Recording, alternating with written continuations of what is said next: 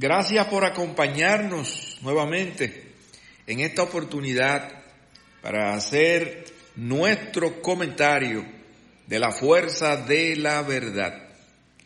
Queremos en el día de hoy analizar un tema que nos parece de interés nacional, pero que tiene sus raíces en lo que es el mundo del desarrollo empresarial, del desarrollo organizacional y de las metas naturales que tienen los negocios, que de acuerdo al autor Salenave son el crecer, que significa vender más, ser rentables, que significa que en cada unidad de venta se tenga un beneficio, y sobrevivir porque el principio de negocio en marcha, la idea de una empresa es abrir sus puertas para permanecer, para crecer, no para desaparecer.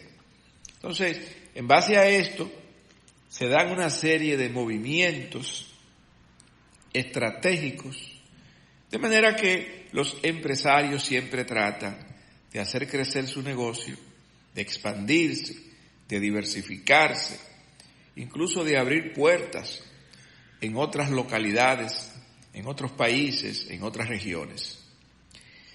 En este proceso de buscar la eficiencia, que es algo que siempre va a estar en la mente de los empresarios, están algunos elementos que tienen una característica de destrucción creativa, porque al adquirir, al adoptar esas nuevas formas de hacer las cosas, que casi siempre vienen como consecuencia de nuevos inventos, nueva tecnología, entonces esto crea un proceso interno donde en teoría se debería lograr la excelencia y la eficiencia y más productividad. De ahí que nosotros hemos pensado en esto que hemos denominado la nueva destrucción creativa. Porque siempre la creatividad es la que genera la nueva idea, los nuevos inventos, o crea los nuevos paradigmas, que luego son adoptados por las empresas y las hacen más competitivas. La nueva destrucción creativa siempre será un nuevo invento, un nuevo paradigma, una nueva forma de hacer las cosas.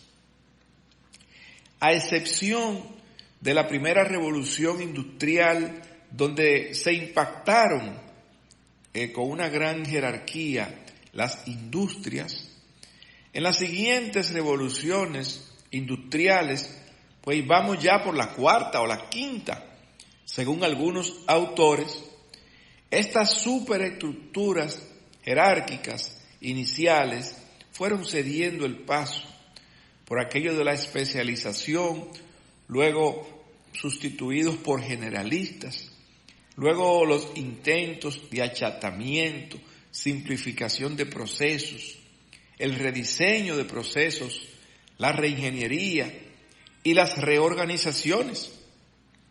Y un poco más adelante, con los avances del procesamiento de datos, la robótica, se llegaron a establecer equipos autodirigidos, células de manufactura, gestión de procesos, la ingeniería concurrente, la gestión del conocimiento y ahora la inteligencia artificial, que se abre camino en su ola de popularidad y de moda. El denominador común en cada uno de estos procesos, la razón fundamental ha sido la búsqueda de más eficiencia y productividad, es decir, más capacidad, menos costo y mayor velocidad en los procesos. La razón fundamental de esto es que en la medida en que se achataban las organizaciones buscando una capacidad de respuesta más rápida, crecía en el mercado la diversidad de ofertantes y se desarrollaba la inteligencia del comprador. el poder que estuvo en manos del productor con esas grandes fábricas fue siendo desplazado por el consumidor, quien tenía cada vez nuevas opciones para decidir qué comprar o consumir. La competitividad entonces se volvió en un reto cada vez más exigente para las empresas que han dominado los mercados, y la tecnología ha fungido como el motor destructivo en cada una de estas reorganizaciones. Con la introducción de la robótica en los modelos industriales, los países más avanzados crearon nuevas ventajas competitivas y comparativas y aprovecharon el costo de oportunidad al lograr desplazar la mano de obra en sus procesos productivos. Algunos de ellos pudieron ser convertidos en operadores, supervisores, claro, representando un número mucho más reducido, pues la robótica desplazaba un porcentaje importante del personal en las cadenas de montaje. Ya este conocimiento y su aplicabilidad se había diseminado mientras continuaban los intentos de buscar nuevos avances en la capacidad de respuesta de las grandes industrias. Y como decía el autor del libro Usted como marca, Tom Peters, la revolución de cuello blanco era el próximo paso y el próximo gran desplazamiento del hombre de su lugar de trabajo. Ya no sería solamente en el campo de la fábrica, sino también que tocaría las oficinas, la revolución, y es lo que pasamos a ver con la inteligencia artificial, que va más allá de las rutinas estandarizadas y en adición a esto también suple de información y conocimientos y hasta procedimientos médicos avanzados. Pues al parecer esta revolución de cuello blanco ha llegado, y los hitos que aceleraron su llegada, en adición a toda esta fase experimental de los expertos desarrolladores, la pandemia, planeada o no, llevó a millones de personas alrededor del mundo al teletrabajo. Aunque desde antes de la pandemia se conocía el teletrabajo, nunca se pensó que el crecimiento de esta posibilidad iba a tener categoría exponencial, ni que aún luego de la pandemia se seguiría utilizando como respuesta viable a las necesidades laborales. Luego del regreso a la normalidad, ya se venía anunciando el gran reseteo y la visión que se imponía desde los conceptos globalistas para ese nuevo orden mundial. En este interín, con la misma influencia de Davos y el Estado profundo y las imposiciones de la Agenda 2030 y de la ONU, más las posiciones genuflexas de los gobernantes, más políticos que estadistas, entonces han colaborado con lo que podría ser una gran trampa y próxima gran crisis de la humanidad. El surgimiento de una guerra que hemos avisado con tiempo, del hombre exigiendo su derecho al trabajo contra los robots que al verlos prácticamente como usurpadores serían virtualmente destruidos por el hombre desplazado en su momento. Pero el esfuerzo de la nueva destrucción creativa en materia organizacional y sistémica no se detiene ahí. El empuje a nivel global continúa con la inteligencia artificial que de buenas a primeras y en cuestión de semanas ocupa los titulares diarios en todos los periódicos y redes sociales del mundo, donde se cuentan los inventos, los avances, las oportunidades, amenazas, y queda bien claro que más del 35% de los trabajos y un porcentaje mayor de profesionales serían desplazados por la ya famosa inteligencia artificial. En adición a este punto, vemos algo como en una fase de encantamiento del trabajador en muchas partes del mundo, y es la reducción de la semana laboral.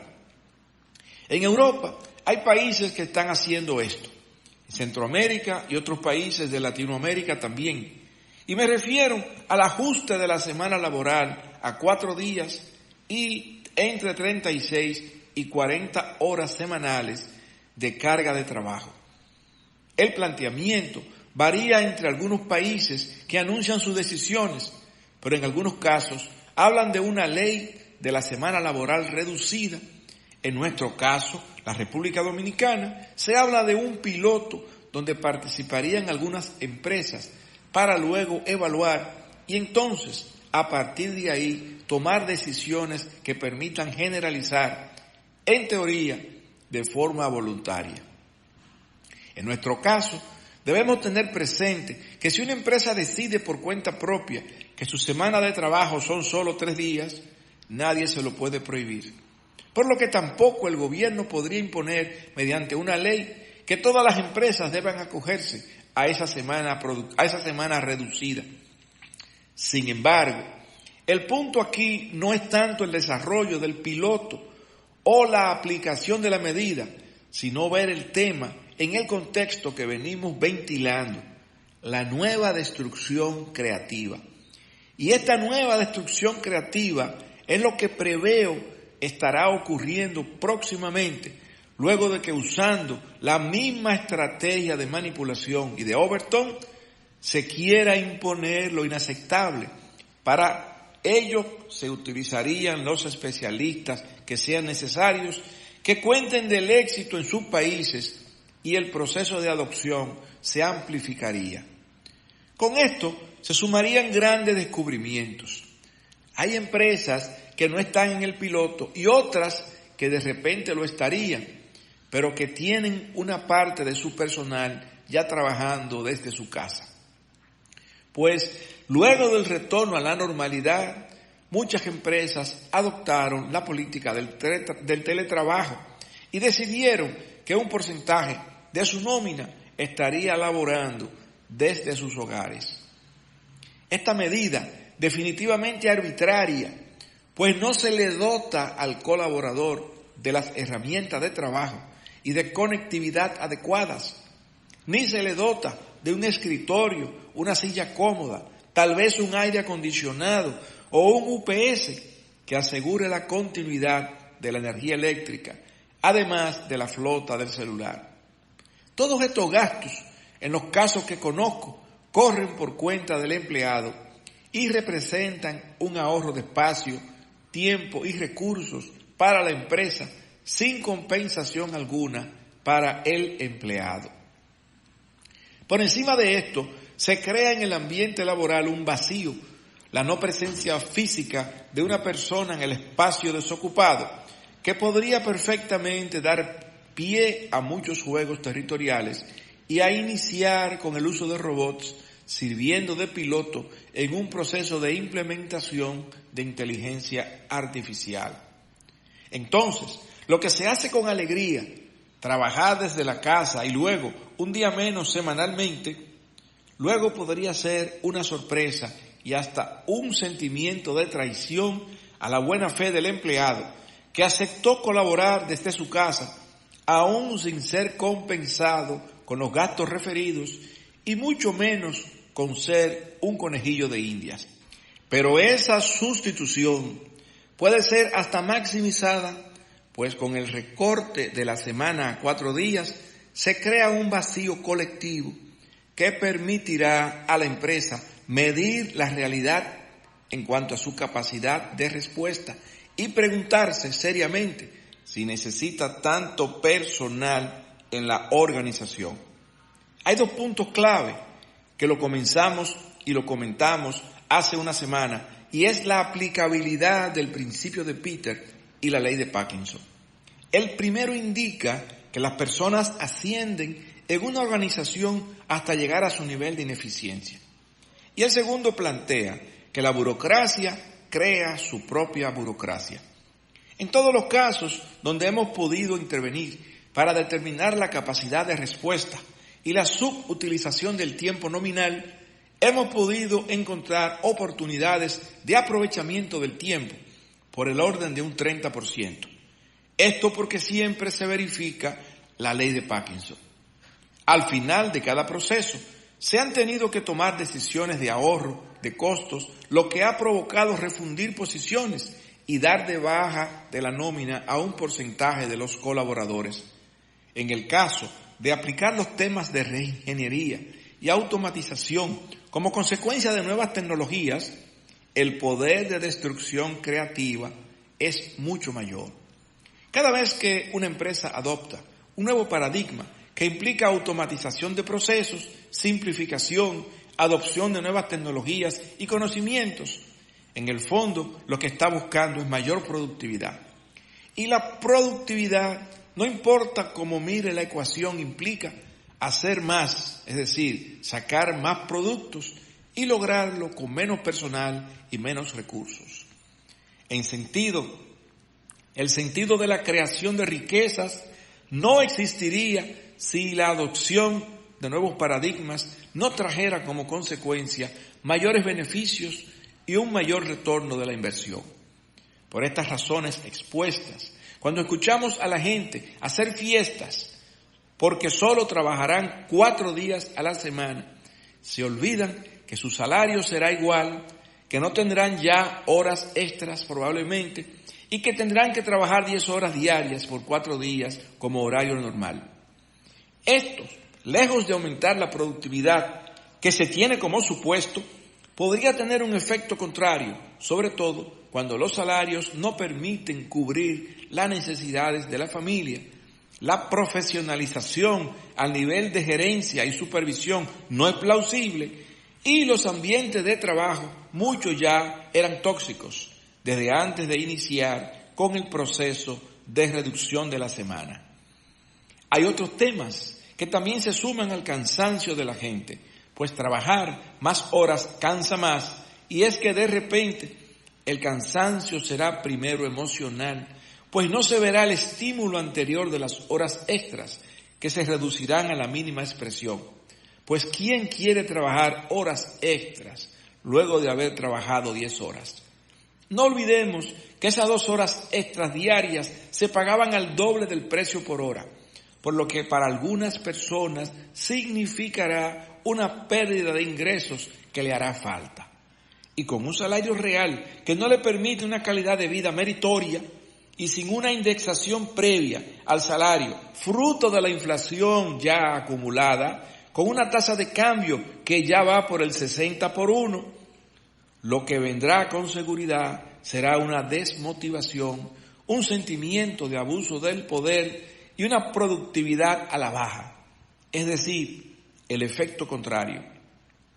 Un punto que no se debe dejar de mencionar es que existiendo en el país la protección de la libre empresa, las mismas estarán en condiciones en cualquier momento de acogerse o no a la idea, evaluar de manera individual su conveniencia y mantener, si así lo desea, su mística y su cultura organizacional. Si esto que se vende como algo novedoso se piensa bien, no bastará con que se tenga un piloto en algunas empresas voluntarias, sino que cada empresa tendrá que tener su propio piloto, pues por el mismo criterio administrativo de la contingencia, lo que le sirve a una empresa no necesariamente le sirve a otra. Es más, lo que le sirve a una empresa hoy no tiene garantía de que le servirá mañana. Y máxime si los procesos son más o menos complejos entre una empresa y la otra. Al fin y al cabo, la razón de ser de las empresas son sus clientes y la capacidad de respuesta hacia los mismos es lo que define la calidad del servicio y el grado real de competitividad que tendrá la empresa, sus productos en cuestiones en el mercado. Es evidente que hay empresas que no podrán sumarse a este tipo de política empresarial, ya que no todas cuentan con el desarrollo organizacional adecuado para ello, y mucho menos cuentan con un respaldo tecnológico que facilite sus procesos. Cada empresa tiene sus propios cuellos de botella, con lo que lucha tratando de complacer las necesidades de sus clientes y de ser ágiles en sus respuestas. Cumplir y exceder las expectativas del cliente es más importante que una meta que implique imponer como ley una cultura empresarial que no agrega valor a las operaciones.